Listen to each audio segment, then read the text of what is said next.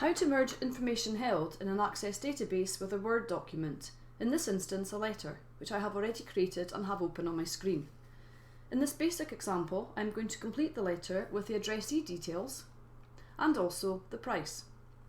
I know where the address details go, so this has been left blank, but to ensure that I don't forget to add the price field, this has been indicated within the letter by the inclusion of an asterisk.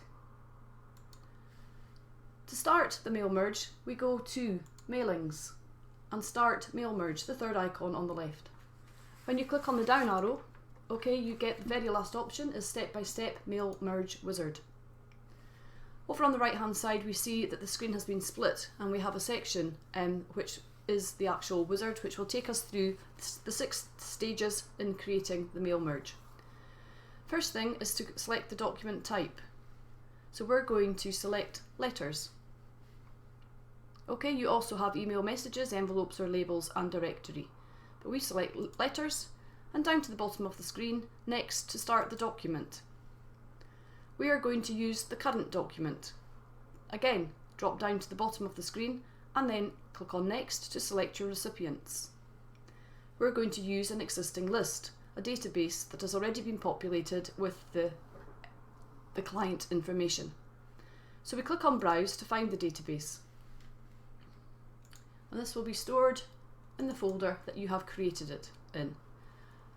Once we select it, we get another window on the screen which just indicates that this has only got four records within it, but that's fine. We just click on OK once we've confirmed that that is the correct database.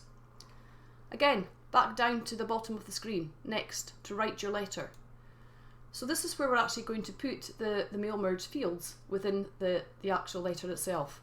So we're going to click on More Items. This displays the different fields from the database. So I want title, first name, surname, street, town, postcode. And I'm going to close it there for now. All I did was double click on the field names. Now I need to click in between to put in a space between title, first name and surname. Street I want on an next line, so I will hit the enter key. Town, new line, enter key, and the same for postcode.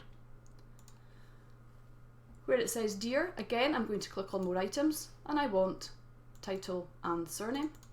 Close the dialog box and again remember to put my space between the 2 fields. And last but not least, we are going to change the asterisk into the value of the property. So again, More Items and we have price and close. So having added our fields, we could at this point just preview the letters by running the mail merge. We could save this particular document as a template, or we could print. So if I wanted to print to prove that I have actually used a mail merge and I want a copy of the fields, I would just click on Normal, File, Print and send the document to the printer, and this will print it with the merge fields as shown. So once we've done that, we are going to say next to preview our letters. And this will show us that we have actually populated the letter with the information from the database. Unfortunately, with this particular example, because the formatting within the database doesn't come through, we actually just have to go in to each of the prices on each of the letters and put in the comma. So I'm on letter 4, I'm going to go backwards, just by clicking on the Find Recipient section within the Mailings ribbon. Just adding my commas in here. Once we're happy with the letters, we can just say next to complete the merge, and at this point you can send them all off to print, or you can go back and edit individual letters as required. You can also go back and preview your letters if there's anything that you want to fix again. So we have the various options. So if I wanted to print, I would just click on print. If I wanted to edit an individual letter, that would allow me to do that as well. But I'm going to just say finish and merge. Again, this gives me the options here for editing individuals, printing or sending. I'm just going to close the document and save it. And then when I go back into it at any point,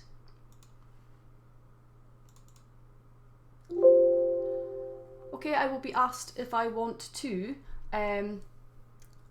open the database.